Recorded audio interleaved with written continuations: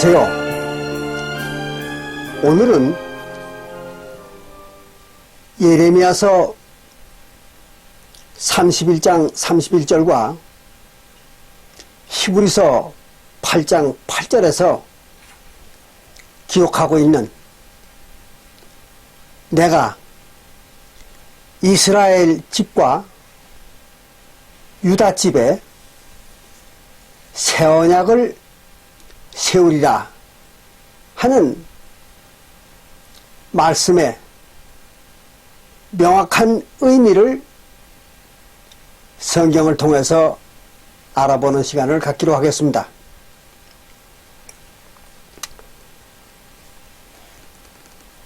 성경에서 말하는 하나님의 언약은 옛 언약과 새 언약이 있다는 것을 대부분의 기독교인들도 아는 사실입니다. 그러나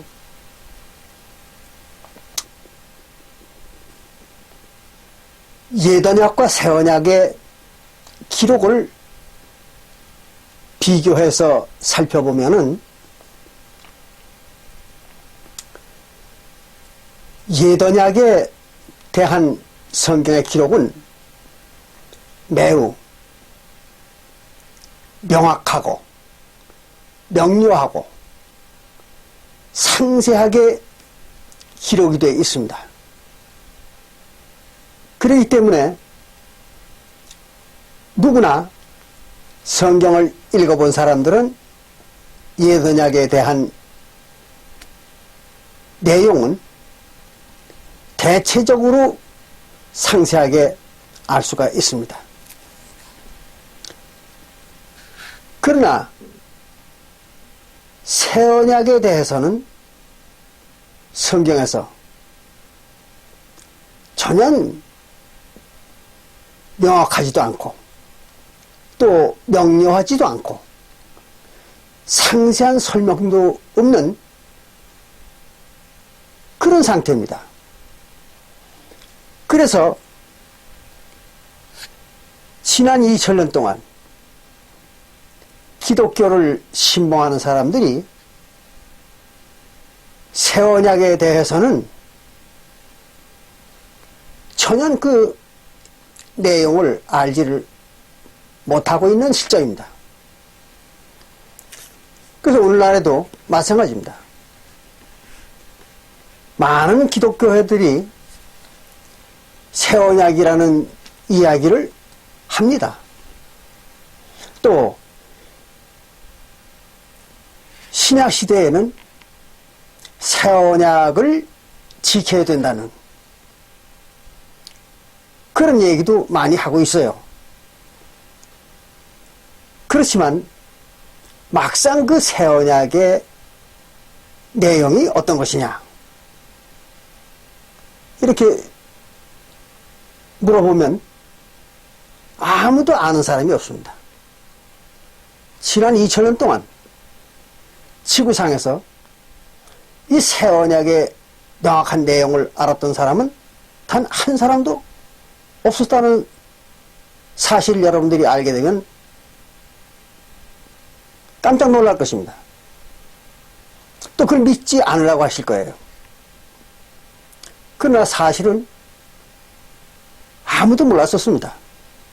지난 2000년 동안. 또 오늘날도 마찬가지입니다. 오늘날도 지구상의 모든 기독교인들과 유사 기독교 집단들이 새 언약에 대해서만은 아주 깜깜하게 알지를 못합니다. 그러나 분명히 예레미야 31장 31절과 히브리서 8장 8절에는 하나님이 내가 이스라엘 집과 유다 집에 새 언약을 세우리라 이렇게 기록을 하고 있습니다. 그리고 신약 성경을 읽어보면은 사도시대에 예수님의 12 제자들과 또 사도교회 모든 성도들이 새 언약을 지켜가지고 영혼의 구원을 받았다는 그런 기록이 신약 성경에는 도처에 기록이 되어 있습니다. 그럼에도 불구하고 오늘날 모든 기독교인들과 유사 기독교 집단들이 전혀 그 새 언약의 내용에 대해서 아는 바가 없다는 것은 참으로 놀라운 사실이 아닐 수가 없습니다. 그래서 오늘은 이 문제에 대해서 여러분들과 함께 다시 한번 말씀을 나눠보기로 하는 것입니다.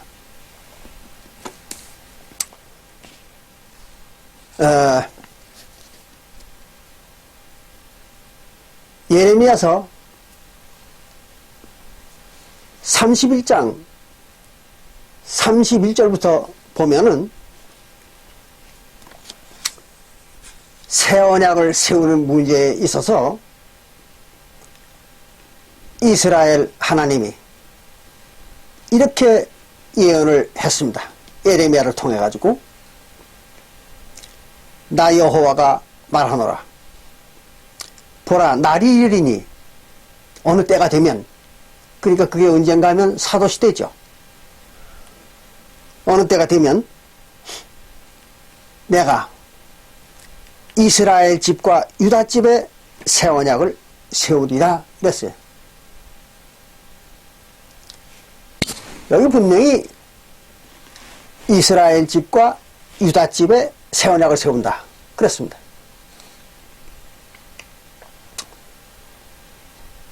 그럼 이게 무슨 말인가 하면 이스라엘 민족에게 새 언약을 세우겠다 그런 얘기입니다. 다시 말하면 이스라엘 민족과 이스라엘 민족의 하나님, 즉 여호와가 새 언약을 세우겠다 그런 얘기예요. 그런데 여기에서 이스라엘과 이스라엘의 신 여호와가 새 언약을 세운다 하는 이 문제는 아주 중대한 문제입니다. 이 의미가 아주 간단한 것 같으면서도 기독교인들한테는 너무나 어려운 얘기입니다. 아주 쉽잖아요. 여호와하고 이스라엘 민족하고 언약을 맺는 거예요. 새 언약을. 아주 쉬운 얘기 아닙니까? 근데 이게 무슨 얘기인지를 지난 2000년 동안 기독교인들은 알라고 하지도 않았고 또 알았던 사람도 없습니다. 놀라운 사실이잖아요. 여호와가 이스라엘 민족과 언약을 맺은 거예요. 새 언약을. 그럼 다른 이스라엘 민족이 아닌 다른 민족은 어떻게 되느냐? 여호와하고 새 언약을 맺은 일이 없죠. 그럴 거 아니에요. 여호와는 이스라엘 민족과만 새 언약을 맺은 겁니다. 그런데 오늘날에도 모든 기독교 단체들이 이 말을 읽어요. 교회에서. 읽으면서도 이 문제에 대해서는 전혀 말하지 않습니다. 왜 그런가? 그러면 여호와가 이스라엘 민족과만 새 언약을 맺었다. 이렇게 인정을 하는 순간, 이걸 인정하는 순간 오늘날 전 세계 모든 민족들이 믿고 있는 기독교는 이상해지는 거죠. 그렇잖아요.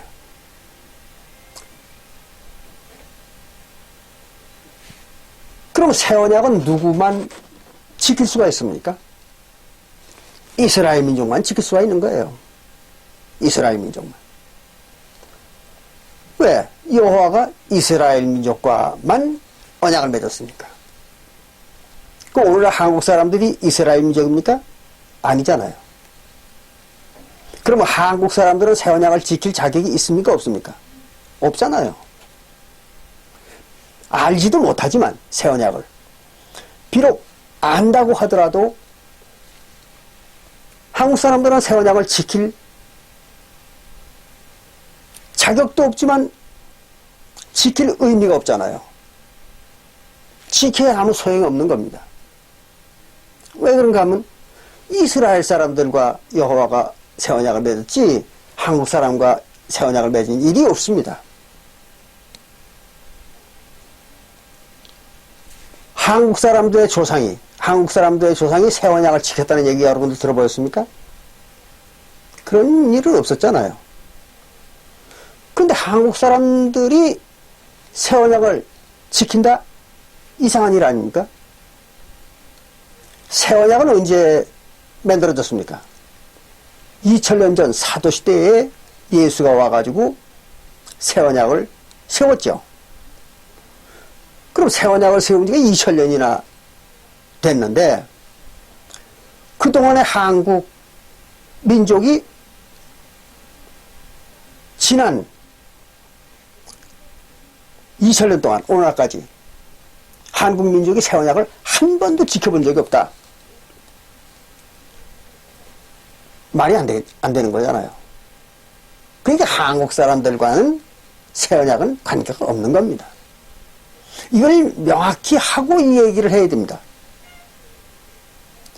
안 그러면 혼돈이 와가지고 자기가 무슨 얘기를 하고 있는 건지 또는 자기가 무엇을 해야 되는 건지 전혀 이해를 할 수가 없는 것입니다. 자, 그러면 명백하게 새 언약은 이스라엘 민족과만 언약을 맺는 것이고 이스라엘 민족만 지키는 것입니다. 이걸 명확히 하고 이 얘기를 해야 됩니다.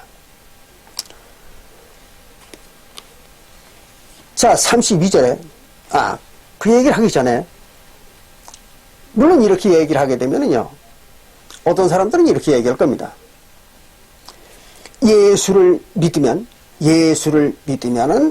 영적 이스라엘이 된다. 또는 성령을 받으면 영적 이스라엘이 되기 때문에 새 언약을 지킨다. 이렇게 주장하는 사람들도 있을 거예요. 궁여지책으로. 그거는 전혀 언어도단인 얘기입니다. 어불성설입니다. 그런 주장은. 그것을 이제 뒤에 입증을 해드리겠습니다. 영적 이스라엘에 대해서 요 뒤에 설명을 드리겠습니다. 그럼 거짓말이라는 걸 알 수가 있습니다. 자, 예레미야서 31장 32절에 보면 이렇게 얘기를 했습니다. 나 여호와가 말하노라 이 언약은 내가 그들의 열조의 손을 잡고 애굽 땅에서 인도하여 내던 날에 세운 것과 같이 아니할 것은 누구의 조상과 맺었던 언약과 틀리다고요? 이스라엘 민족입니다. 이스라엘 민족의 조상과 출애굽할 때 이스라엘 조상과 출애굽할 때에 여호와가 맺었던 언약과는 다르다. 그런 얘기입니다. 왜 이 얘기를 여기다 붙였을까요? 이스라엘 민족과 새 언약을 맺기 때문에 바로 그 이스라엘 민족의 옛 언약을 얘기한 것입니다. 그걸 잘 아셔야 돼요. 그래서 인도하던 내 날에 세운 것과 같이 아니할 것은 내가 그들의 남편이 되었어도 남편은 하나님이죠. 남편 또는 아버지, 신랑 이런 비유는 하나님에 대한 비유죠. 그리고 아내 또는 여자 또는 신부, 이거는 뭐에 대한 비유입니까? 그것은 하나님의 여호와의 백성들, 그에 대한 비유죠. 그걸 잘 아셔야 돼요. 네. 그래서 남편이 되었어도 그 말은 하나님이 되어 주었는데도 언제? 출애굽 때 그들이 내 언약을 파하였음이라. 누가? 이스라엘 민족이 출애굽 이후에 여호와가 그들의 하나님이 되어 주었는데도 불구하고 하나님과 언약을 맺었어요. 여호와와 이스라엘 민족이 언약 맺은 걸 갖다가 이스라엘 민족이 파기했다 그거예요. 파기를 했기 때문에 그런 얘기입니다. 파기를 했기 때문에 새 언약을 또 맺는 것이다, 이런 얘기입니다. 그럼 새 언약은 누구하고 맺는 거예요? 옛 언약을 파기한 자들과 다시 맺는 겁니다. 그러니까 옛 언약을 파기한 자들이 누구예요? 이스라엘 민족이잖아요. 이스라엘 민족 외에 옛 언약을 받았던 민족이나 옛 언약을 지켰던 민족이나 또 옛 언약을 파기했던 민족이 있습니까? 없잖아요.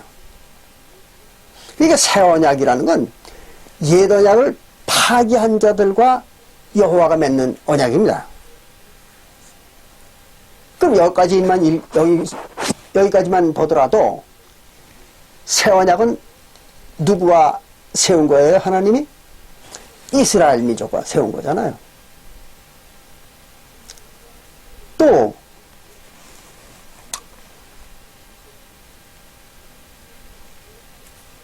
옛 언약을 파기했던 민족도 이스라엘 민족뿐이잖아요. 그러니까 새 언약은 이스라엘 민족과 세우는 거예요. 그럼 이스라엘 민족과 새 언약을 세운다는 얘기는 이스라엘 민족만 새 언약을 지킬 수 있는 자격이 있다, 그런 얘기가 되는 것입니다.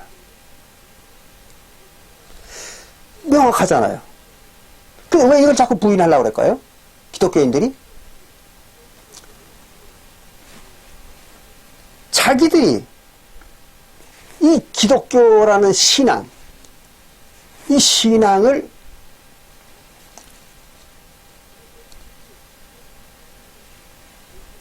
믿고 싶은 생각도 있겠지만 이 신앙을 이용해가지고 사기를 치고 싶은 거예요. 사람들을 속여보고 싶은 겁니다.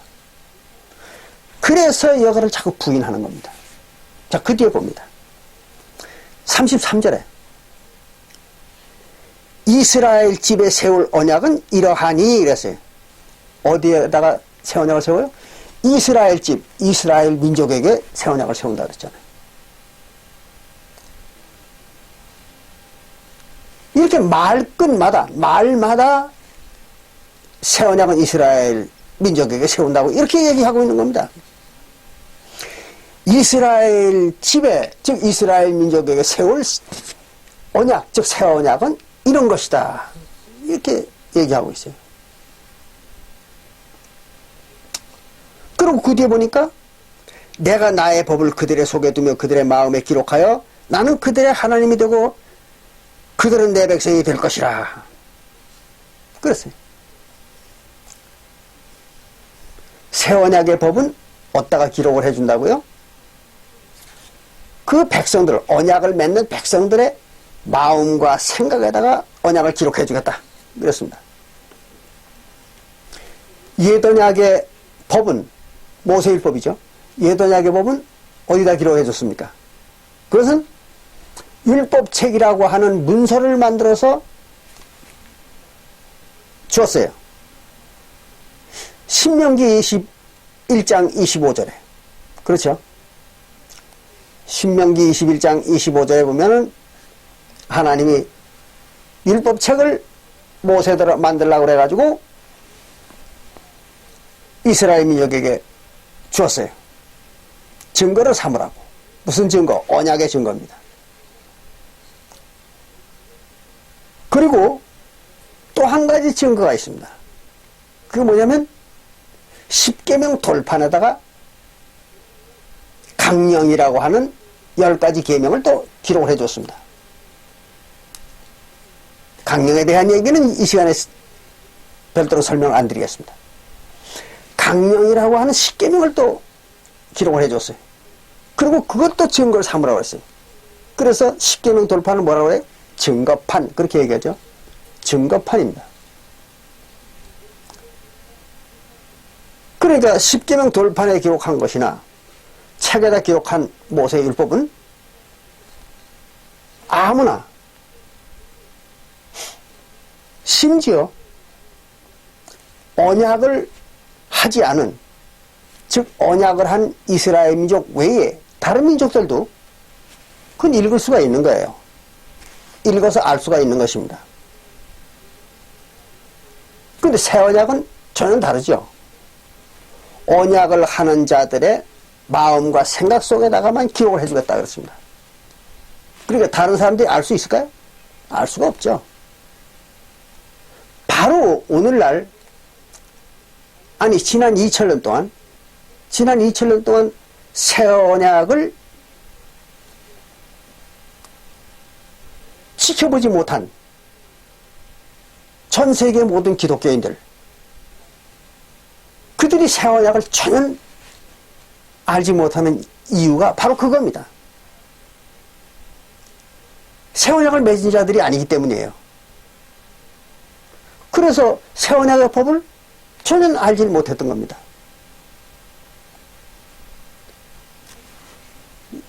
새 언약을 세우지 못했으니까 그 마음속에 새 언약의 법이 없었을 거 아니에요.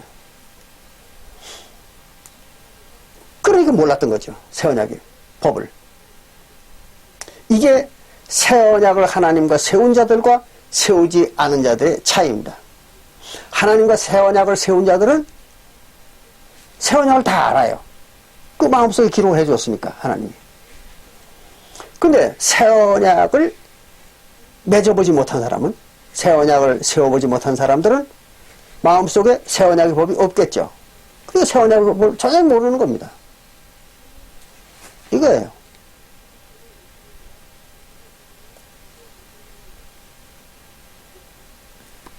이렇게 새 언약이라는 것은 새 언약을 여호와와 세우지 않은 사람들은 전혀 모르게 되어 있는 것입니다. 이게 새 언약의 특징입니다.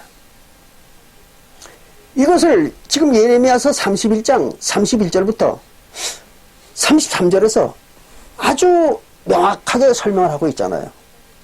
또 똑같은 말을 히브리서 8장 8절부터 10절에 기록을 하고 있습니다. 그럼에도 불구하고 세상 모든 교회들이 전혀 이 사실을 지난 2000년 동안 몰랐던 것입니다. 또 현재도 모르고 앞으로도 모를 것입니다. 당연한 거죠. 그들은 새 언약을 세워본 사실이 없으니까 알 수가 없는 겁니다.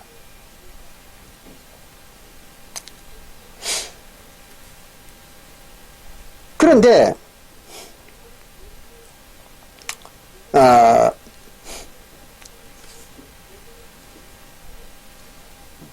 어떤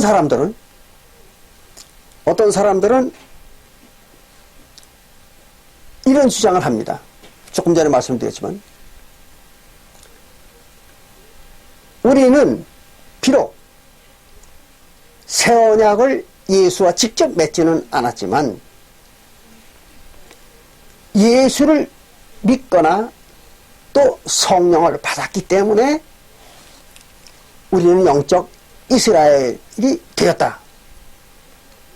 그렇기 때문에 우리는 예레미야서 31장 31절부터 33절에서 얘기하는 그 이스라엘에 해당한다. 이런 황당무계한 주장을 하는 기독교인들이 있습니다. 그들이 그 헛소리를 하는 거, 그 거짓말을 하는 거를 폭로하겠습니다.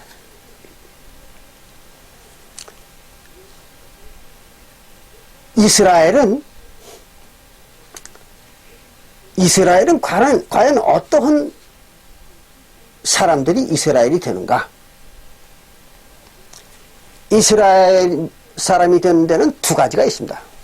두 가지. 한 가지는 아브라함과 이삭의 육신으로 태어나는 자들이 이스라엘입니다. 아브라함과 이삭의 육신으로 태어나는 자들이 이스라엘입니다.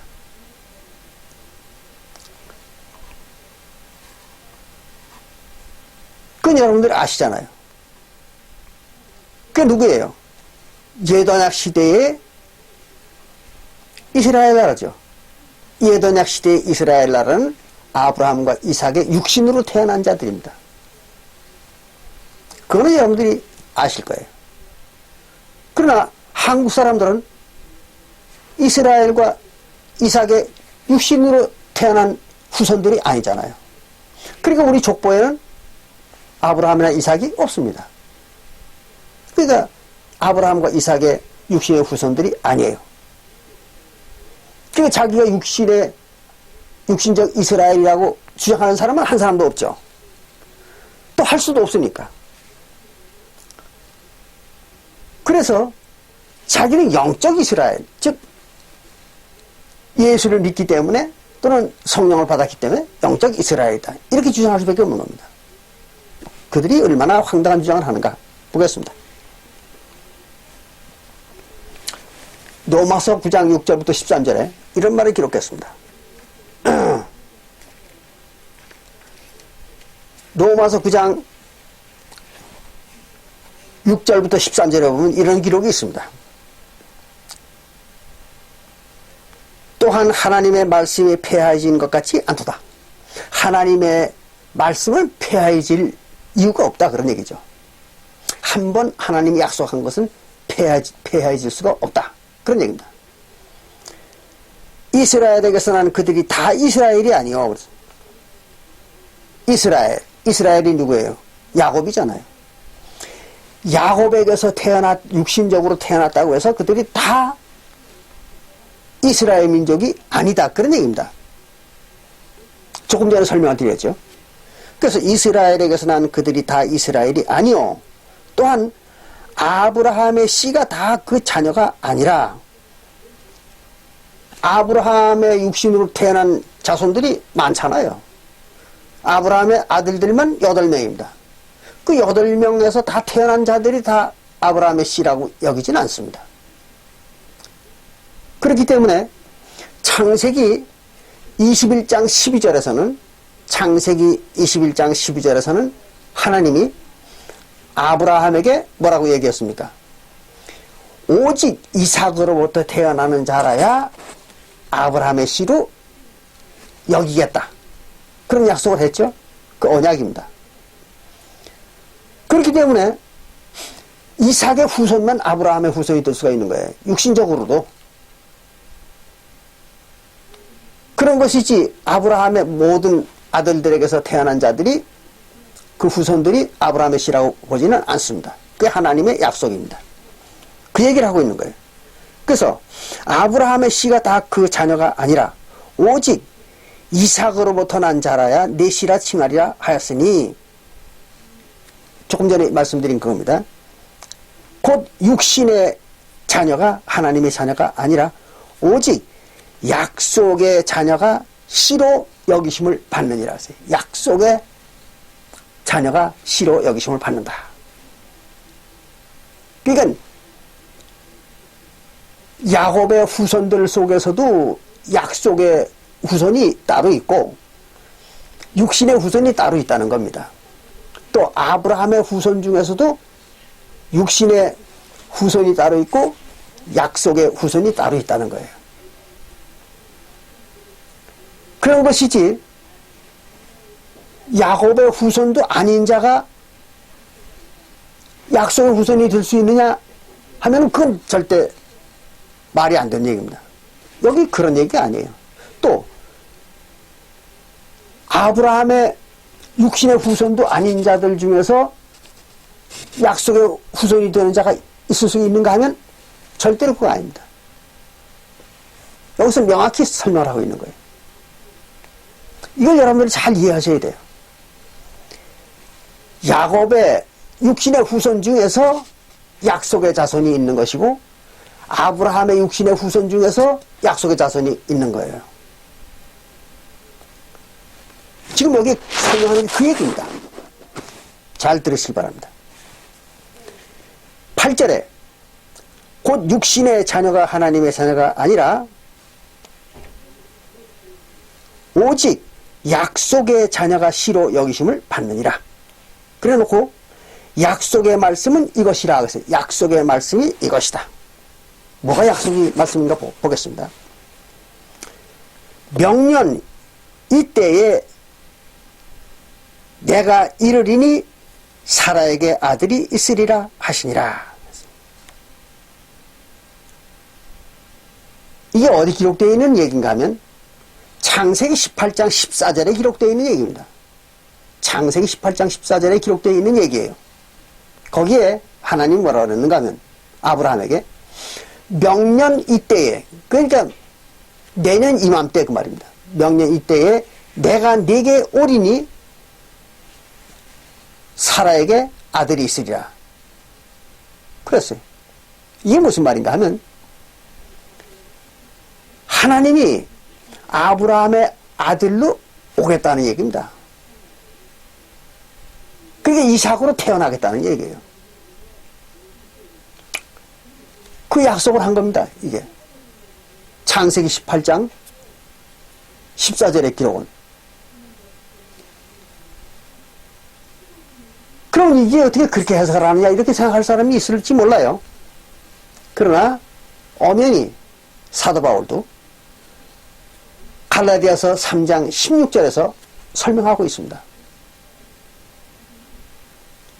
아브라함의 여러 자손 중에서 오직 하나를 가리켜 네 씨라 칭하려 하셨으니 하나가 누구예요? 이삭이죠. 곧 그리스도라 그랬죠. 갈라디아서 3장 16절에 그리스도가 누구예요? 하나님이잖아요. 예수이면서 하나님입니다. 그러니까 이삭이 하나님이에요. 그렇잖아요. 그러니까 여기서 창세기 18장 14절에서 얘기하는 내가 여호와가 내년 이맘때에 아브라함 너에게 오리니 사라에게 아들이 있으리라 한 말은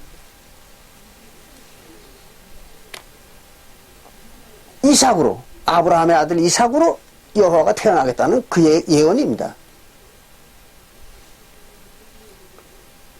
그러니까 하나님이 직접 오겠다는 얘기죠. 이게 뭔가 하면 바로 약속의 자손, 약속으로 만들어지는 자손의 실체가 바로 이거라는 겁니다.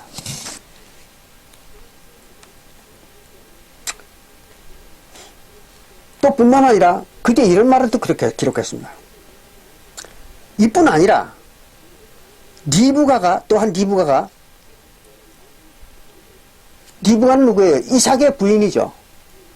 이삭의 부인 리브가가 우리 조상 이삭 한 사람으로 말미암아 잉태하였는데 그 자식들이 아직 나지도 아니하고 무슨 선한 일이나 악을 행하지 아니한 때에 택하심을 따라 되는 하나님의 뜻이 행위로 말미암지 않고 오직 부르시는 이로 말미암아 서게 하려 하사 리브가에게 말하기를 큰 자가 어린 자를 섬기리라 하셨나니 그랬습니다. 리브가가 야곱과 에서를 잉태했을 때 그 야곱과 에서가 태어나지도 않았어요. 태어나지도 않았는데 하나님이 야곱이 작은 자가 큰 자를 에서가 큰 자가 야곱 작은 자를 섬기리라 이렇게 정해버린 겁니다. 이게 무슨 말이에요? 하나님이 결정하는 대로, 하나님이 결정하는 대로 이루어지는 것이 바로 약속이라는 겁니다. 하나님의 약속. 그래서 하나님이 일단 약속을 하면 사리에 맞든 안 맞든, 또는 그 일을 원하든 원하지 않든 그대로 하나님이 약속한 대로 이루어지는 것, 그것이 하나님 나라의 일이라는 겁니다. 이게 하나님의 약속이라는 거예요. 본래 이스라엘은 장자 상속권이라는 게 있었잖아요. 장자에게 유업을 물려주는 관습이 있었던 것입니다. 그럼에도 불구하고 하나님이 장자를 지키고 차자에게 권한을 주었던 거예요. 상속권을. 이런 그 하나님의 약속, 이런 약속이 있으면 그것이 곧 하나님의 결정이고, 또 그것이 씨를 결정하는 결정이 될 수 있다, 그런 얘기입니다. 그런데 그럼 약속의 자손이라는 건 뭡니까? 하나님이 약속한 자손, 약속을 해서 태어난 자손만이 약속이 되는 거예요. 약속의 자녀가 되는 거예요. 근데 한국 사람들이 여호와의 약속을 받은 적이 있습니까? 없잖아요. 여호와가 성경 다 읽어봐도 성경에 여호와가 한국 사람들을 하나님의 자녀로 삼는다, 그런 약속은 한 적이 없잖아요. 그러니까 한국 사람들은 여호와의 약속의 자녀가 될 수가 없는 겁니다. 그렇잖아요. 또 사도시대에 와가지고 하나님이 또 약속이 있었습니다. 그 약속을 따라서 태어난 자들이 하나님의 자녀가 되는데,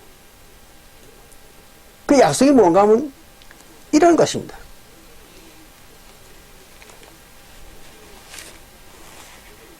보겠습니다. 요한복음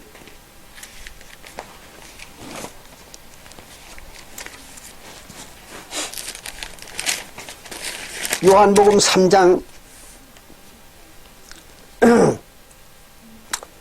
5절부터 보면 예수가 이런 말을 했습니다. 예수께서 대답하시되 진실로 진실로 네게 이르노니 사람이 물과 성령으로 다시 태어나지 아니하면 하나님의 나라에 들어갈 수가 없다. 그러면 사람들이 물과 성령으로 다시 태어나야 하나님의 나라에 들어갈 수 있다는 거예요. 천국 생명이 되는 겁니다. 그럼 물은 뭡니까? 물은 침례죠. 베드로전서 3장 21절에 침례입니다. 그래서 침례를 받고 성령을 받아서 침례와 성령으로 다시 태어나야 천국 생명이 된다. 이게 예수님, 즉 하나님의 약속입니다. 그리고 그 뒤에 뭐라고 그랬는가 하면 육으로 난 자는 육이요 성령으로 난 것은 영이니 그랬어요. 육신으로 생산하는 것은 육신을 생산하고 성령으로 생산하는 것은 영이다 그랬어요. 그럼 물과 성령으로 다시 태어나는 건 뭡니까? 영이죠, 영. 영혼입니다, 영혼. 그게 영혼이 다시 태어나야 된다는 거죠. 육신이 다시 태어나는 게 아니라. 뭐 가지고? 침례와 성령을 가지고, 성령을 받아가지고. 그러면 영으로 태어났으니까 영적 이스라엘이 되는 겁니다. 침례와 성령을 받아가지고 다시 태어난 자는 영적 이스라엘이 되는 거예요. 이게 영적 이스라엘입니다. 그걸 아셔야 돼요. 예.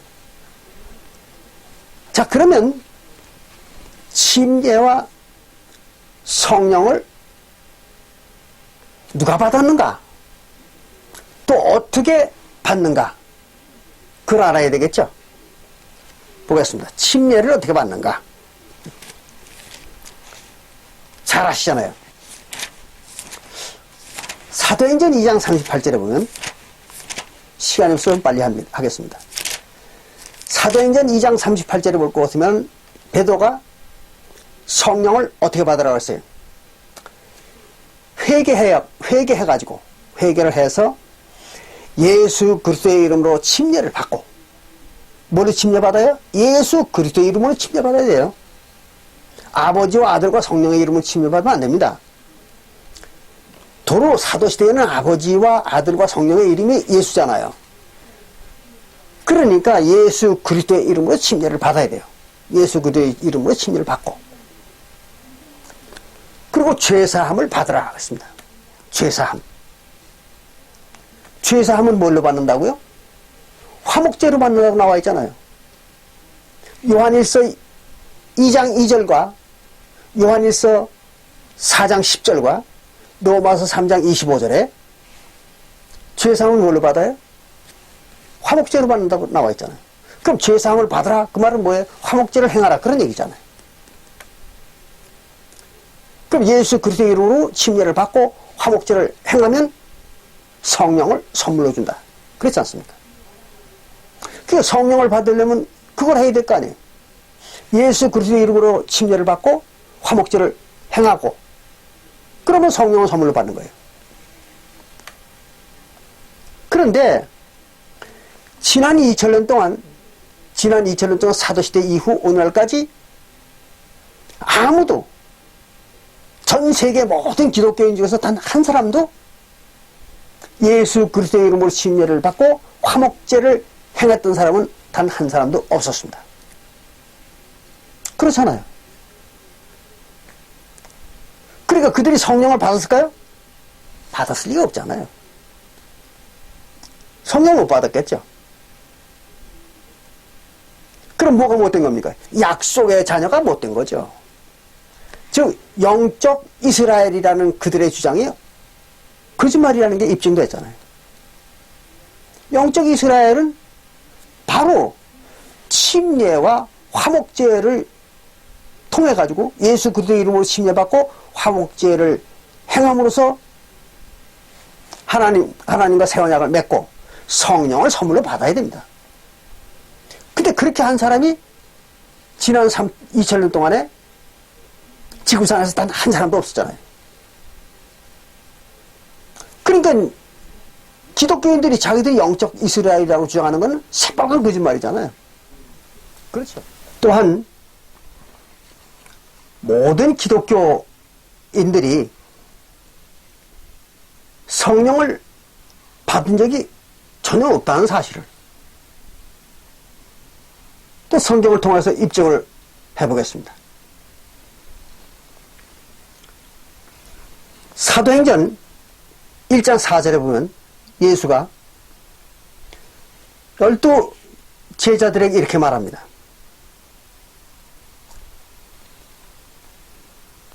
예루살렘을 떠나지 말고 내게 들은 바 예수가 말해준 그 아버지의 약속하신 것을 기다리라고 했어요. 하나님의 약속한 것을 기다려라. 그래놓고 8절에 보면은 오직 성령이 너에게 임하시면 너희가 권능을 받고 예루살렘과 온 유대와 사마리아 땅끝까지 이르러 내 증인이 되리라 그랬습니다. 뭘 받는다고요? 성령을 받는다고 했습니다. 이게 하나님의 약속입니다. 누구에게 주는 것입니까? 성령은 조금 전에도 말씀드린 것처럼 예수 그리스도의 이름으로 침례를 받고 그리고 화목제를 통해서 죄사함을 받은 자들, 그렇죠? 예수 그리스도의 이름으로 침례를 받고 화목제를 통해서 죄사함을 받은 자들에게 성령을 선물로 주는 것입니다. 성령은.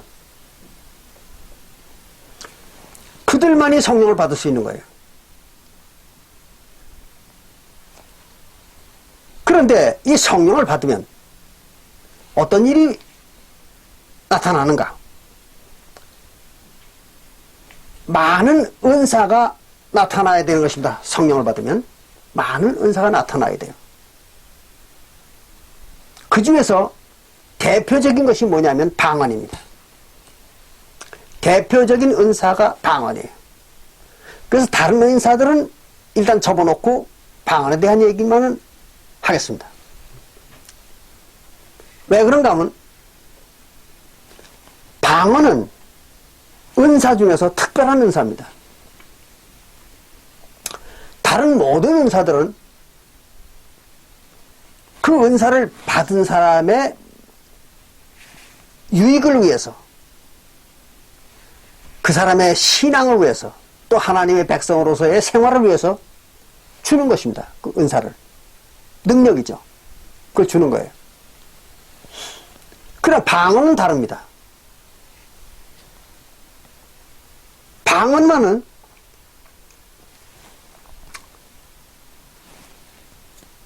그 자신, 방언을 받은 사람을 위해서 준 것이 아니고 방언을 받지 못한 사람, 즉 성령을 받지 못한 사람들을 위해서 주는 겁니다. 그러니까 성령을 받지 못한 사람들이 성령을 받은 사람들을 알아보게 하기 위해서, 누가 성령을 받았는가를 성령을 받지 못한 자들이 알아보게 하기 위해서 성령을 방언을 주는 거예요. 그게 방언입니다. 그러니까 성령을 받은 사람들은 전부가 방언을 해야 되겠죠. 그렇잖아요. 그래 성령 받았다는 증표니까 그것이. 다른 사람들이 알 수 있는 증표예요. 유일하게.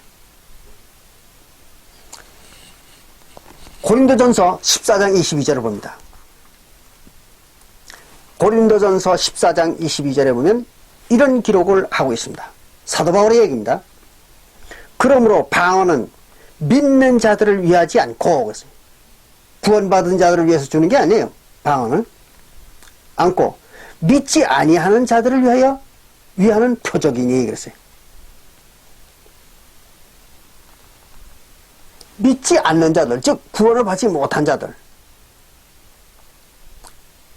그들에게 알려주기 위해서, 표적으로 보여주기 위해서 방언을 준 거다. 그런 얘기입니다. 그러니까 성령을 받은 자들은 전부가 예외 없이 방언을 해야 되겠죠. 그래야 성령 받은 표가 나타나는 거죠. 표가 되는 거예요. 근데 여기서 얘기하는 방언이 그럼 뭘까? 오늘날까지 기독교 회들은 방언을 한다고 말하면서 무슨 랄랄랄라 따따따따 무슨 퉁탕퉁탕 뭐 이상한 소리들을 하고 있습니다. 그건 방언이 아닙니다. 방언은 그 시대에, 어느 시대를 막론해놓고 그 시대의 나라의 언어입니다. 많은 지방마다 사용하고 있는 언어예요. 그게 방언입니다. 그런 거지 인간의 언어가 아닌 이상한 소리를 하는 것은 방언이 아닙니다. 오늘날 랄랄랄라 따따따따 이런 말 하는 민족이 있습니까? 없어요. 그런 민족 없습니다. 그건 언어가 아니겠죠. 근데 그걸 가지고 그런 소리를 하면서 그게 방언이라고. 이렇게 말하는 사람들은 뭐 하는 겁니까? 사기치는 거잖아요. 사람을 속이는 겁니다.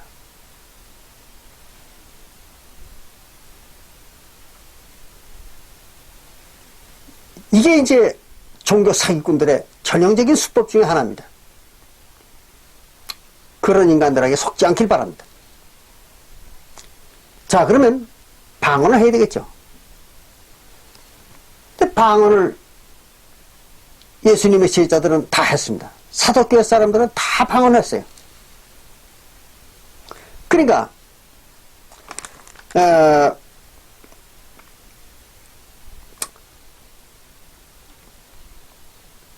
사도행전 2장 1절부터 4절에서도 예수님의 제자들이 최초로 성령을 받았을 때 방언을 했습니다. 다들 방언했습니다.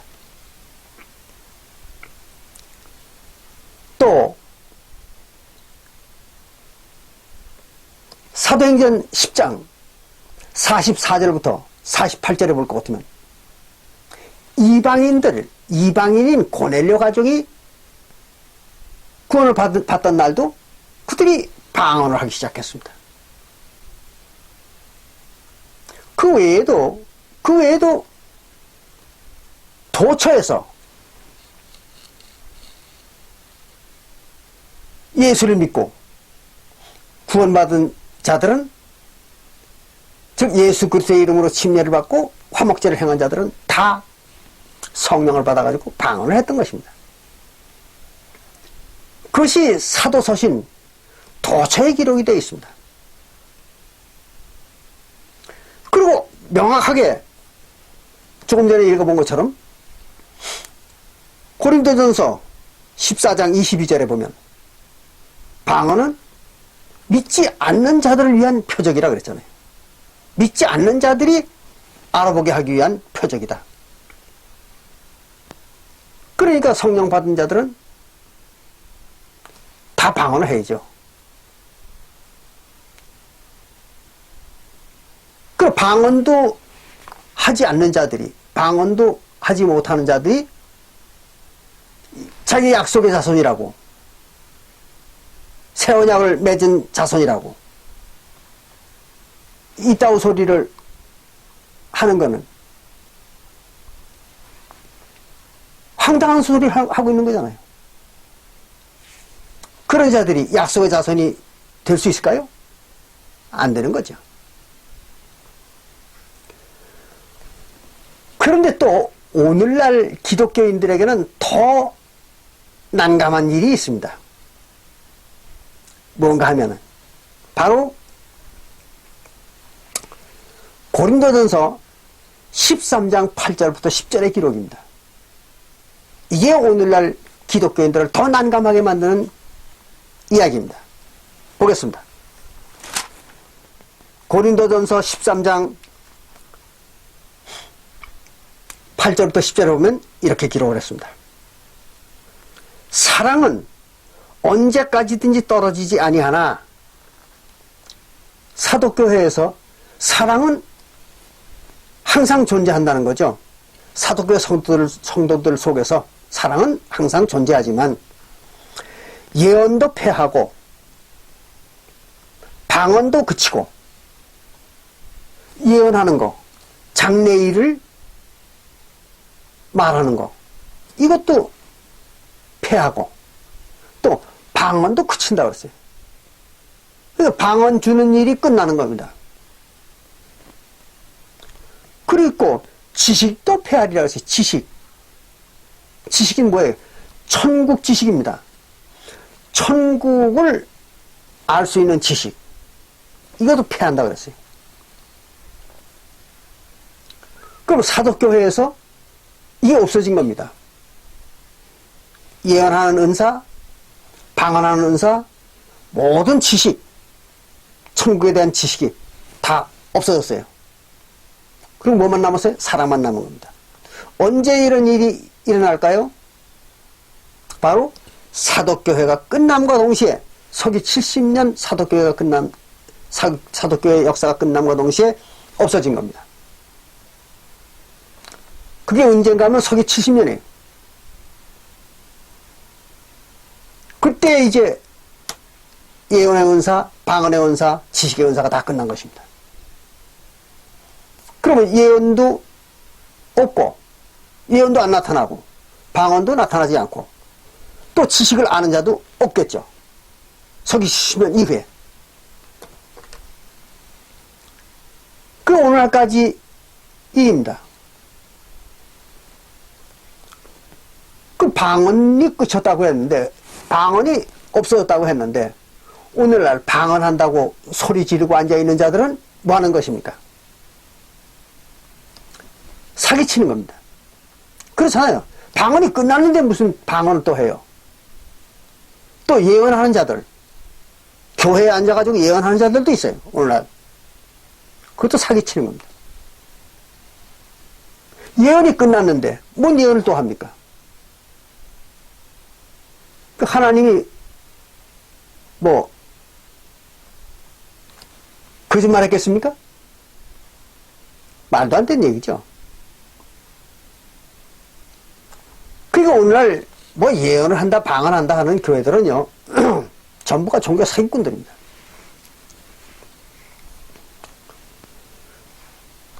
그래야 말이 맞는 거잖아요.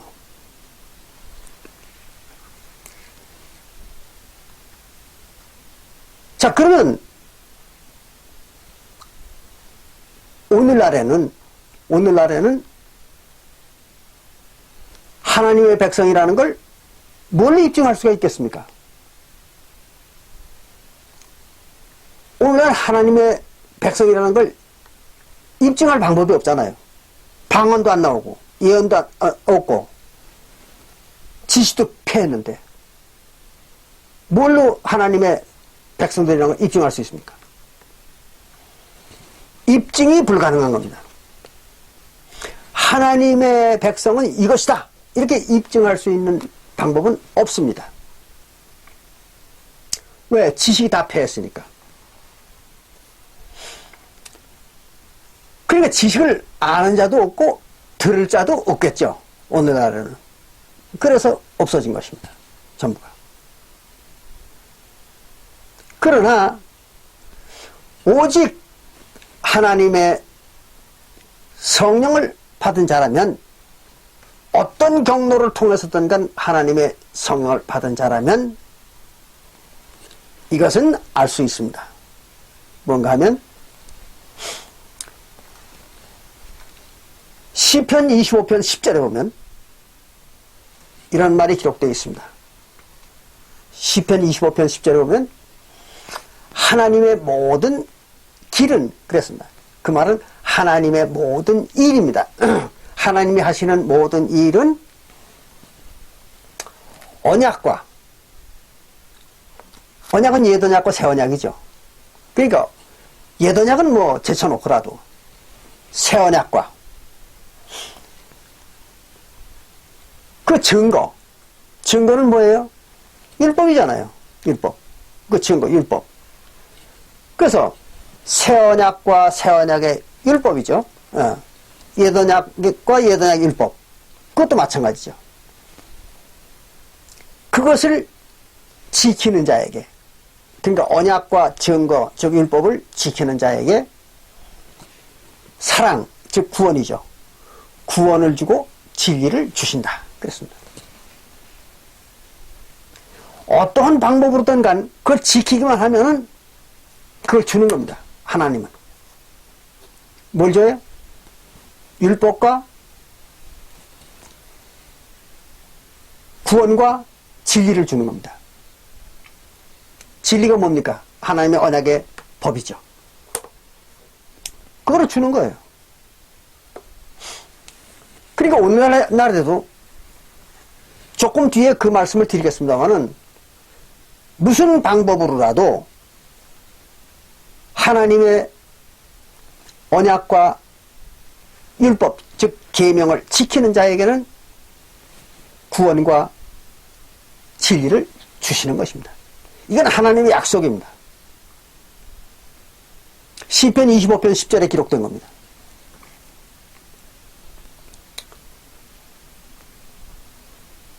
그러면 다 패했는데, 또 모든 지식이 다 없어졌는데 어떻게 새 언약을 알며 새 언약의 그리스도의 율법을, 새 언약의 율법을 알 수가 있겠습니까? 그것은 환생을 아는 자만이 알 수가 있습니다. 그러니까 사도시대에 성령을 받은 영혼들이 다시 환생을 한다면 그들만이 알 수가 있는 것입니다. 그걸 잘 아셔야 돼요. 그렇지 않고는 누구도 하나님의 언약과 율법을, 새 언약의 율법을 알 길이 없습니다. 그 기독교 사람들은 그렇게 얘기하면 환생이 어디 있느냐? 기독교를 신봉한다는 자가 무슨 환생 얘기를 하느냐? 이렇게 반박을 할 것입니다. 그래서 우리가 히브리서 11장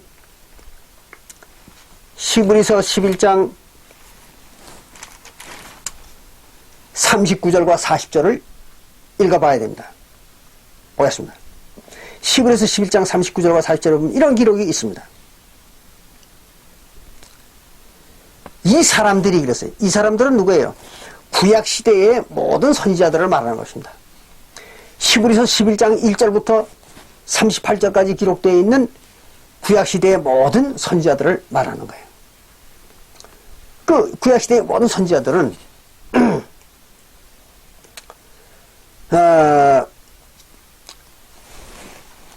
다 믿음으로 말미암아 증거를 받았으나 이 하나님을 믿었기 때문에 뭘 받았다고요? 증거를 받았어요. 구약의 선지자들이. 증거가 뭡니까? 조금 아까 율법이라고 말씀을 드렸죠. 율법을 받은 거예요. 하나님을 믿음으로 율법을 받은 겁니다. 구약시대의 선지자들은 모세 율법을 받았던 거잖아요. 그 얘기예요. 율법을 받았으나, 모세 율법을 받았으나 약속을 받지 못하였으니 약속을 못 받았어요. 약속이 뭡니까? 사도행전 1장 4절부터 8절에서 얘기하는 성령이죠. 성령에 대한 약속. 아버지가 약속한 거. 요엘서 2장 28절에 나와 있는 요엘서 2장 28절에 나와 있는 그 성령. 그 약속을 못 받은 거예요. 그래서 구약시대의 모든 선지자들은 모세율법을 받았으나 성령에 대한 약속을 받은 적이 없어요. 그러니까 성령을 못 받았겠죠. 그래서 구원을 못 받았던 겁니다. 그들은 영혼의 구원을 받지 못했던 거예요. 구약시대 선지자들은. 그래서 어떻게 했는가? 그 뒤에 봅니다. 40절에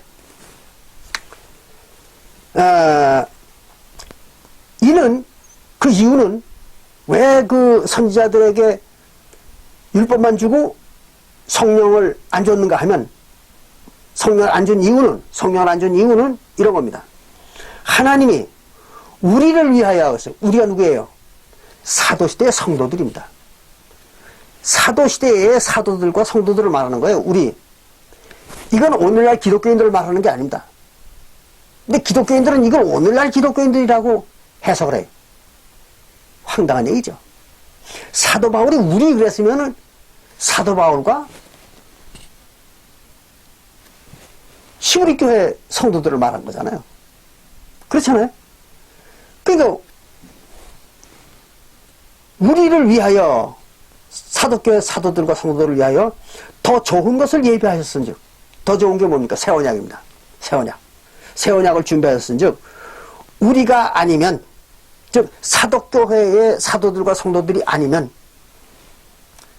저희가 누구예요? 구약시대의 모든 선지자들, 구약시대의 모든 선지자들로 온전함을 이루지 못하게 하려 함이라.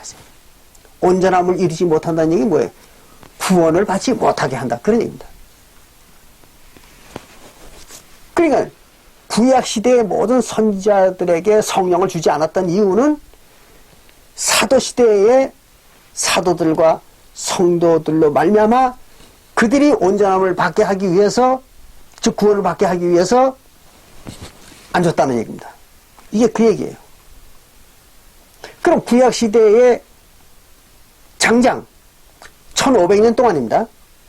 모세로부터 예수님 때까지 1500년 동안 태어났던 선지자들, 그들이 사도교회의 사도들과 성도들로 말미암아 영혼의 구원을 얻으려면, 성령을 받으려면 어떻게 해야 되겠습니까?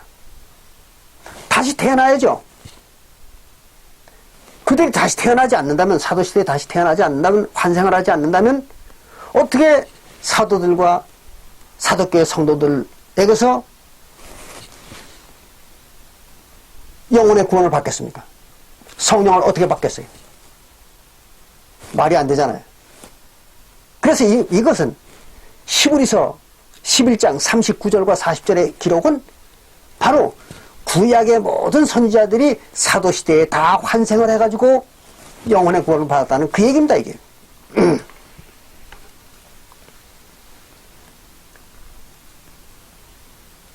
환생의 어민이 이렇게 기록되어 있잖아요. 그런데 이스라엘 민족들도 환생을 했다고 이렇게 기록하고 있는데 왜 사도교회 성도들이 환생을 못합니까? 말이 안 되잖아요. 그렇기 때문에 사도시대에 구원을 받지 못한 영혼들도 계속 오늘날까지 환생을 또 하고 있어요. 구원을 받은 자 중에서도 특별한 사명을 받고 환생을 하는 자들이 있습니다. 그걸 아셔야 돼요. 그 문제는 이제 이방인의 구원에 대한 얘기를 할 때 자세히 설명을 드리고 하고 여기선 생략을 합니다. 어쨌든 이렇게 환생을 해야 사도시대에 구원을 받고 성령을 받고 환생하는 영혼이 있다면 그들은 알 수가 있는 거겠죠. 뭐를? 새 언약과 새 언약의 법을.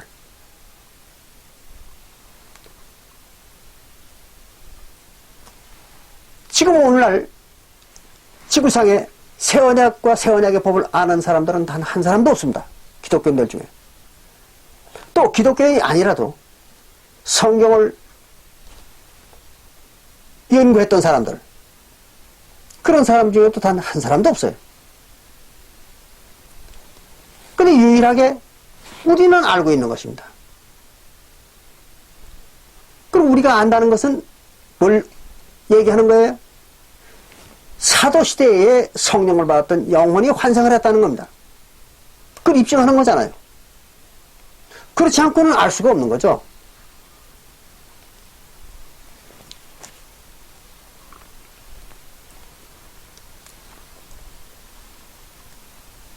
그래서 성경은 이렇게 말하고 있습니다. 요한계시록 14장 12절에서는 하나님의 백성들, 즉 성령을 받은 자들입니다. 하나님의 성령을 받고 하나님의 백성이 된 자들은 하나님의 계명을 지키나니 그랬어요. 성령을 받은 자들이어야 하나님의 계명을 아는 겁니다. 그리고 지키는 거예요.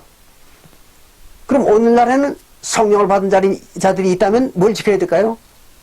그리스도의 율법을 지켜야 되겠죠. 그리스도의 율법. 그게 계명입니다. 또 같은 말이 요한일서 2장 3절에도 기록이 되어 있습니다. 요한일서 2장 3절에도 하나님의 백성은 계명을 지키는 자들이다. 그런 말이 기록되어 있는 것입니다.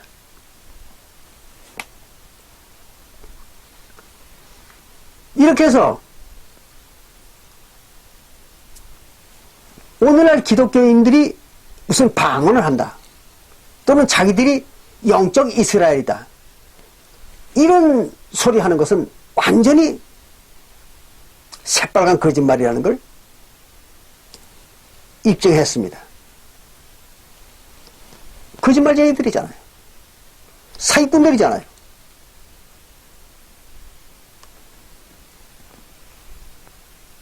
그것은 2000년 전 사도시대의 유대인들과 똑같은 겁니다. 그래서 예수님도 사도시대의 유대인들을 보고 뭐라고 했어요? 요한복음 8장 44절에 너희는 너희 아비 마귀에게서 났기 때문에 그 마귀의 특성을 따라서 거짓말하는 자들이다 그랬잖아요. 입에서 나오는 말마다 거짓말인 겁니다.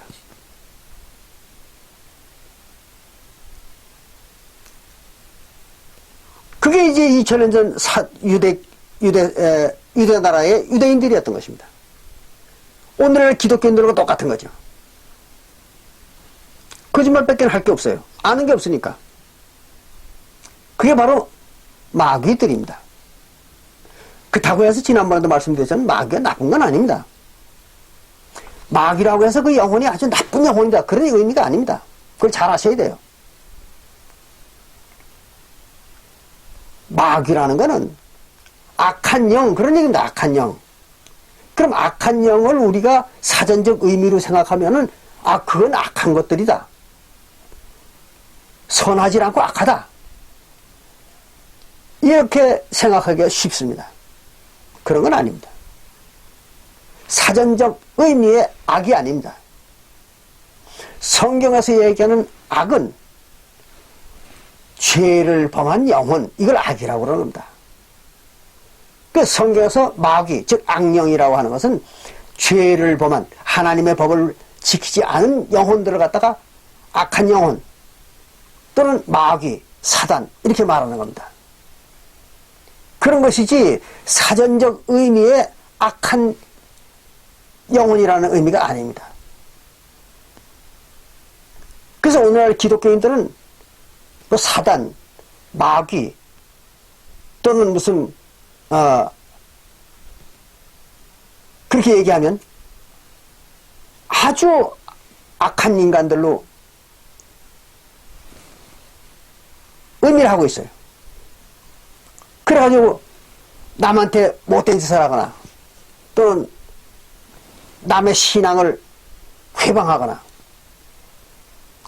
이러는 사람들을 갖다가 악한 자들이라고, 그리고 그들이 바로 사단 마귀라고 이렇게 얘기하는 거예요. 무식한 얘기죠. 사단 마귀는 그렇게 악한 존재가 아닙니다. 사전적 의미의 악한 존재가 아니에요. 성경에서 악은 뭐예요? 하나님의 법을 지키지 않는 자들을 악이라고 그러는 거예요. 남한테 못되게 하는 걸 악이라고 그러질 않아요. 성경에서는 하나님의 법을 안 지키는 자들이 악입니다. 선은 하나님의 법을 지킨 자들을 선이라고 또는 의라고 이렇게 말하는 것이죠. 잘 이해하시기 바랍니다. 자, 어쨌든 이렇게 해서 자기들이 영적 이스라엘이다, 이렇게 얘기하는 자들은 새빨간 거짓말하고 있는 거잖아요. 방언도 할 줄 모르고 성령을 받는 방법도 모르는 자들이 어떻게 자기들이 영적 이스라엘이 됩니까? 말도 안 되는 얘기죠. 그래서 그들은 사기를 치는 것입니다. 여러분들 그런 자들에게 속지 않기 바랍니다.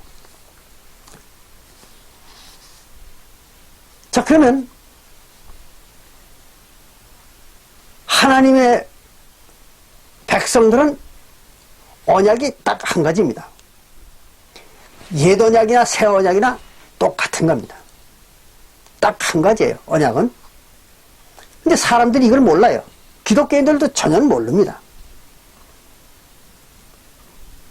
보겠습니다.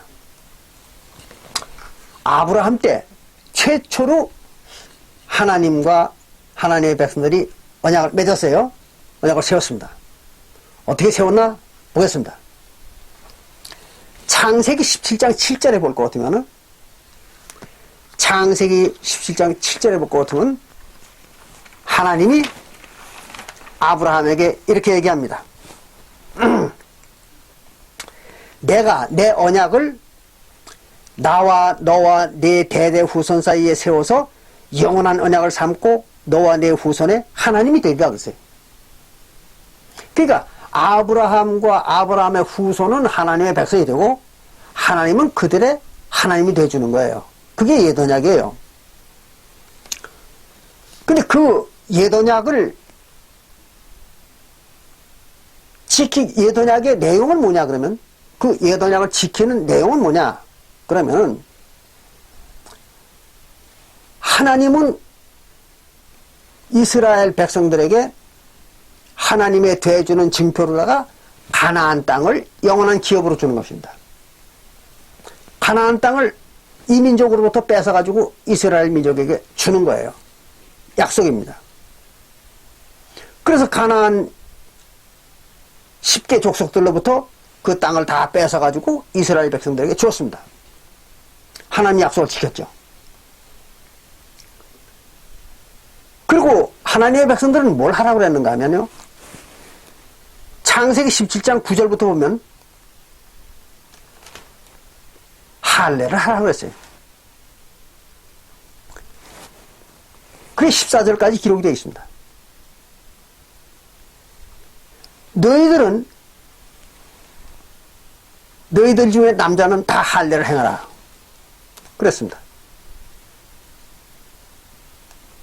그리고 할례를 행하지 않는 자들은 백성 중에서 끊어지리라 그랬습니다.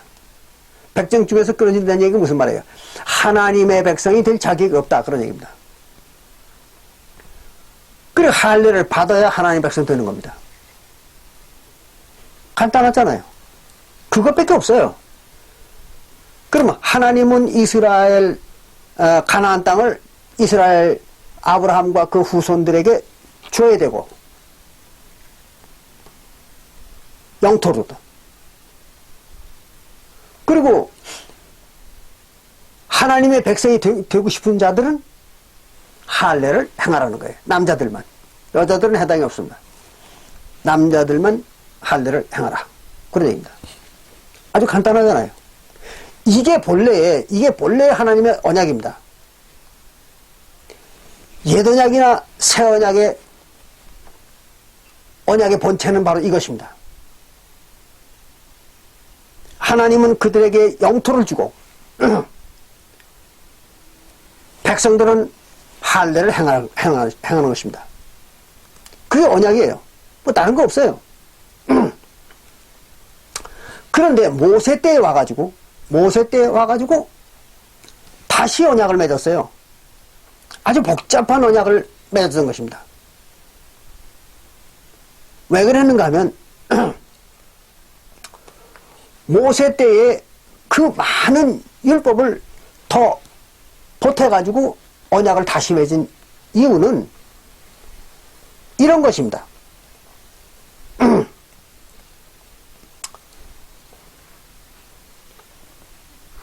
이스라엘 백성들이, 즉 아브라함과 이삭의 후손들이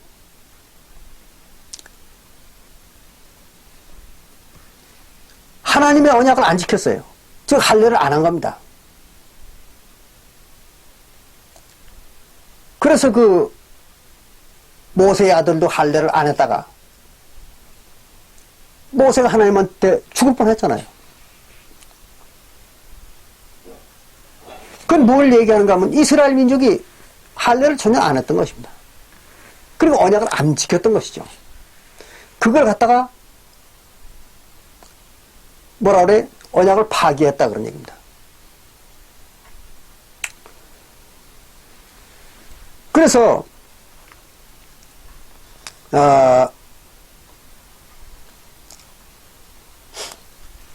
갈라디아서 3장 19절에 보면 갈라디아서 3장 19절에 볼 것 같으면 거기 이렇게 기록을 했습니다. 율법은 무엇이냐? 그 말은 모세율법을 왜 줬는가 하면 이스라엘 민족에게 하나님이 율법을 모세율법을 준 이유는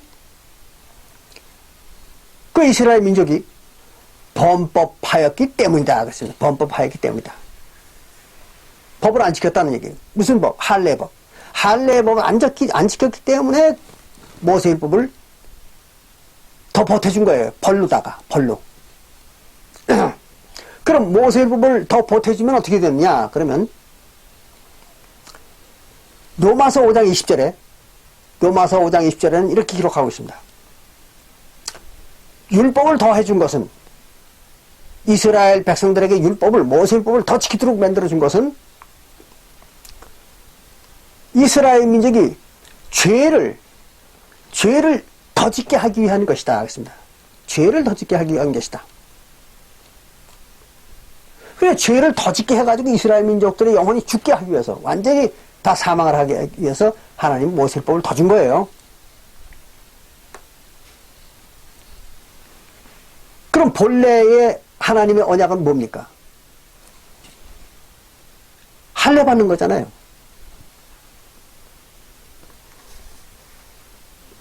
그러니까 레위기 12장 6절에 보면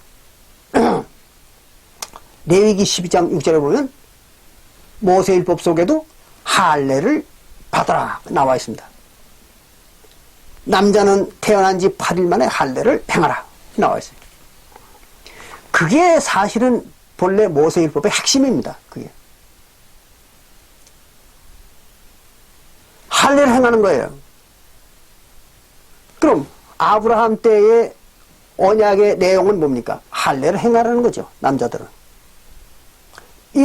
그리고 출애굽 때 이스라엘 민족과 하나님이 다시 언약을 맺을 때에 그 언약의 핵심도 바로 그거예요. 할례를 행하라. 남자들은 태어난 지 8일 만에 할례를 행하라. 그게 핵심입니다. 그리고 그 나머지 모든 율법들은 다 죄를 더 짓게 하기 위해서 주었다고 그랬잖아요. 로마서 5장 20절에.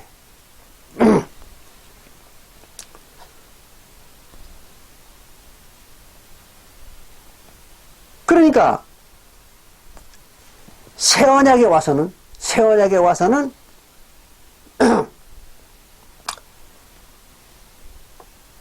하나님이 모든 구원받는 자들로 하여금 그들의 죄를 다 사해줬다고 했잖아요.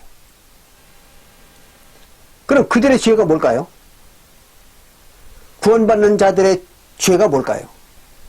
오늘날 기독교의 사람들은 무슨 자범죄니 무슨 원죄니 별별 얘기를 다 만들어가지고 황당한 소리를 떠들고 있습니다. 성경에는 자범죄도 없고 원죄도 없는 것입니다. 오직 성경에서 말하는 죄는 하나님의 율법을 범한 죄가 죄입니다. 그리고 구약시대에는 모세의 율법을 범한 그 죄가 죄입니다. 그것만 죄예요. 다른 것은 죄가 아닙니다. 신약시대에도 마찬가지입니다. 신약시대에도 예수 그리스도의 즉 새언약의 율법 그리스도의 율법을 범한 자만이 죄인입니다. 다른 것은 죄가 아닙니다. 무슨 살인을 했다든지 간음을 했다든지 도둑질을 했다든지 이거는 죄가 아니에요.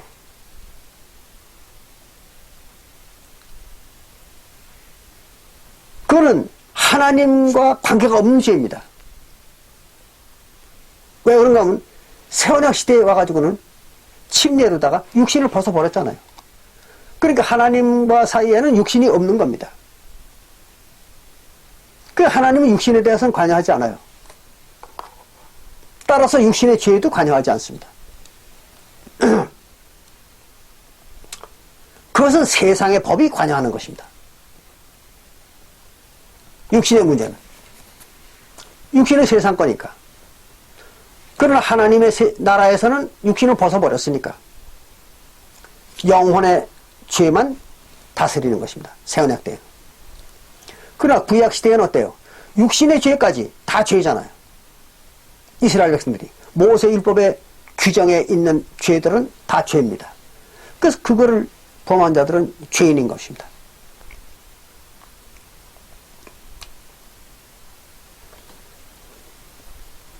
그러면 신약 시대에 와가지고 모든 죄를 다 간과한다고 그러시죠. 하나님께서. 다 사해준 것입니다. 신약 시대에 와가지고. 그 죄를 다 사해줬으니까 모세율법은 필요가 없겠죠. 왜 그럴까요? 모세율법은 로마서 5장 20절에서 죄를 더하게 하세요. 죄를 더 짓게 하기 위해서 모세율법을 줬던 거예요.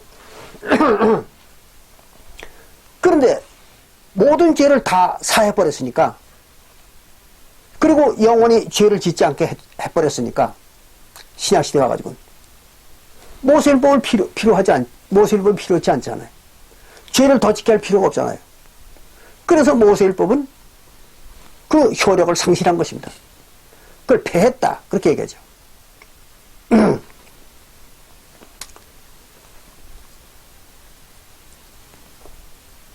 그러니까 새언약 때에는 오직 남은 율법이 뭐만 남았겠습니까? 남은 것이 아브라함의 언약만 남은 거예요. 새언약 때에는.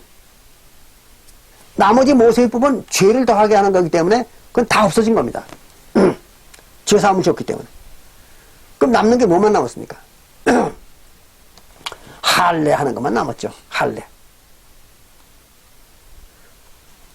그럼 이렇게 얘기할 거예요. 기독교인들이. 그럼 신약시대에도 신약시대에 구원받는 애들이 할례를 받아야 되느냐? 그게 반문할 겁니다. 맞습니다. 할례를 받아야 됩니다. 신약시대에도 할례를 받아야 됩니다. 그 언약이 할례뿐이에요. 언약의 법은 할례뿐입니다. 아브라함 때도 할례뿐이고 모세 때에도 언약의 본체는 할례뿐이고 신약시대에 와가지고도 언약의 본체는 할례뿐입니다. 어디 그런 말이 있는가 하면 보겠습니다. 골로새서 2장 11절부터 12절에 보면 나옵니다. 골로새서 2장 11절부터 12절에 보면 여기 이렇게 기록하고 있습니다. 또 그 안에서 예수님 안에서 예수님과 한 몸이 되어서 그런 얘기예요. 그래서 예수님과 한 몸이 되어서 너희가 손으로 하지 아니한 할례를 받았으니 사도시대의 사도교인들도 다 할례를 받았다는 얘기예요. 여기에. 그래서 할례를 받았으니 곧 육정 몸을 벗는 것이요 그리스도의 할례니라. 육신의 몸을 벗어버리는 게 그리스도의 할례라는 거예요. 구약시대에는 성기 끝만 벼버렸던 거죠. 그게 육신의 일부를 버렸던 거예요. 그게 구약시대의 할례입니다. 근데 신약시대는 육신을 다 버리는 거예요. 육신의 일부를 버리나 다 버리나 마찬가지잖아요. 그래서 할례니라 너희가 침례로 그리스도와 함께 장사한 바 되고 그랬습니다. 침례라는 거죠. 침례가 바로 그리스도의 할례입니다. 그러니까 예수님이 가르친 거는요 딱 침례 한 가지입니다. 여러분들 그걸 잘 아셔야 돼요. 마태복음 28장 19절에 승천하기 직전에 예수님이 제자들에게 뭐라고 했어요? 너희들은 가서 제자를 삼고 그들에게 어떻게 하라? 아버지와 아들과 성령의 이름으로 침례를 주라 그랬어요. 그 외에는 가르친 게 없어요. 그 외에는 어떻게 구원 주라는 말이 없습니다. 그러니까 구원 주는 건 뭐 하는 겁니까? 침례입니다. 침례. 그래서 베드로는 침례를 뭐라고 했어요? 구원의 표라 그랬습니다. 구원의 표. 침례는 구원의 표예요.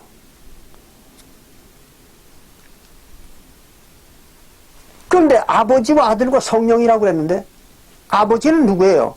바로 예수님이 아버지와 나는 하나이라고 했으니까 예수죠. 그 아버지도 새언약 때에 와서. 그래서 요한일서 5장 20절에도 예수를 보고 뭐라고 했어요? 전능하신 하나님이라고 했잖아요. 예수가 전능하신 하나님이다. 아버지예요. 아들도 예수잖아요. 또 성령은 누굽니까? 성령도 예수잖아요. 신약시대는. 그래서 요한복음 14장 20절에 오는 성령이라고요? 예수 그리스도의 이름으로 오는 성령 그랬잖아요. 예수 그리스도의 이름으로 오는 성령 그가 와서 모든 걸 가리킨다 그랬어요. 그러니까 예수가 부활 승천 이후에 온 그 성령은 누구예요? 예수입니다. 예수. 그러니까 아버지와 아들과 성령의 이름이 뭐예요? 예수죠. 예수. 그래서 사도행전 1장 28절에서 베드로가 예수 그리스도의 이름으로만 침례를 받으라 그렇게 얘기한 거예요. 또 뿐만 아니라 사도행전 8장 16절이라든지 또는 사도행전 10장 48절이라든지 전부 예수 그리스도 이름으로 침례를 받았잖아요. 왜 그래요? 예수 그리스도가 아버지와 아들과 성령의 이름이기 때문에. 그런데 예수가 마태복음 28장 19절에서 뭐 하라고 했어요? 침례하라고 했죠. 침례. 누구에게? 제자들에게. 그게 구원의 방법이에요. 침례가 구원의 방법입니다.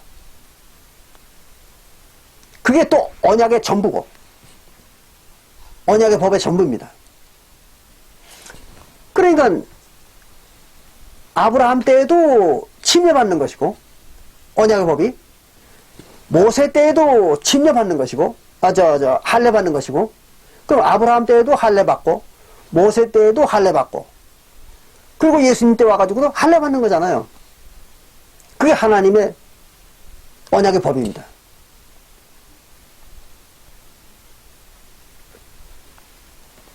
그럼 마태복음 26장 28절에 나오는 마태복음 26장 28절에 나오는 그 화목제사 예수님의 살과 피를 대신하는 떡과 포도주를 들고 축사해서 먹이는 그 화목제 죄사함을 주는 화목제 그거는 뭐냐? 그러면 그것은 언약의 법이 아니라 언약을 체결하는 예식일 뿐입니다. 그걸 잘 아셔야 돼요. 그러니까 그 딱 한 번만 하는 거잖아요. 그걸 두고두고 하는 게 아닙니다. 언약의 법은 언약의 법은 계속 지켜야 되는 거예요. 하나님의 백성이. 근데 언약식은 딱 한 번만 하는 거죠. 그러니까 마태복음 26장 28절에서 얘기하는 그 죄사함을 주는 화목제 그건 언약식이에요. 출애굽기 24장 5절부터 8절에서 행한 그 언약식 그겁니다. 그래서 언약의 피를 뿌리는 거죠. 그때 뭘 해요? 화목제를 하는 거죠. 화목제. 6월절 제사가 아니에요. 안식일 제사도 아닙니다. 화목제사입니다. 그래가지고 화목제를 통해서 언약식을 한 거예요. 그런 것이지 그거는 언약의 법이 아닙니다. 언약의 법은 뭐예요? 할례받는 거죠. 침례. 그런데 구약시대에는 할례를 몇 번 했습니까? 평생에 한 번 하는 거예요. 할례를. 그리고 그것이 몸에 표적으로 남는 것입니다. 그 흉터가. 신약시대도 마찬가지입니다. 할례는 한 번만 하는 것입니다. 침례는 한 번만 받는 거예요. 그게 하나님의 언약의 법입니다. 다시 말씀드립니다. 아브라함 때도 언약의 법은 할례입니다. 모세 때에도 언약의 법의 근간은 할례입니다. 예수님 때에 와가지고 행해야 되는 언약의 법도 할례입니다. 침례. 똑같잖아요. 그 외에는 없는 거예요. 근데 사람들이 이런 내용을 알지 못합니다.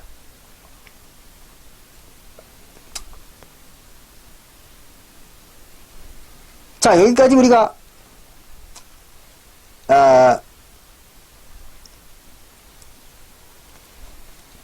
살펴보고 나니까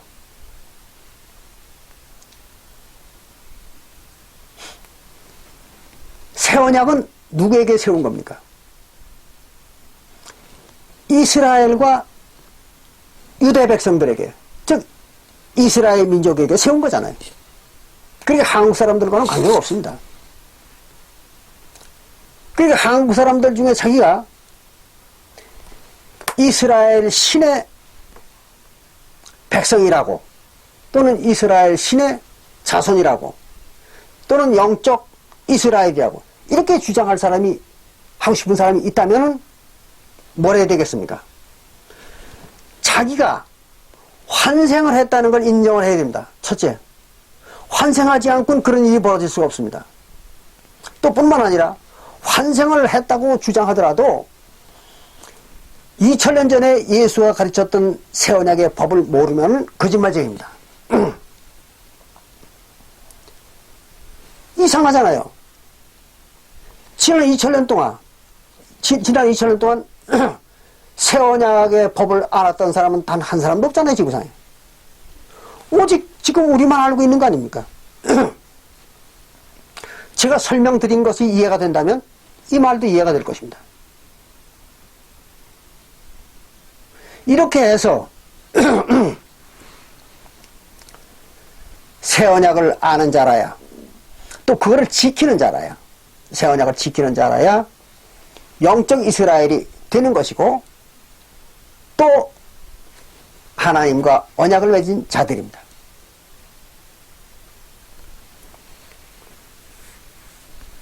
아마 여러분들 중에는, 이 얘기를 듣는 여러분들 중에는 제가 지금까지 설명한 것들이 이해가 잘 안 되는 분들이 있을 거예요.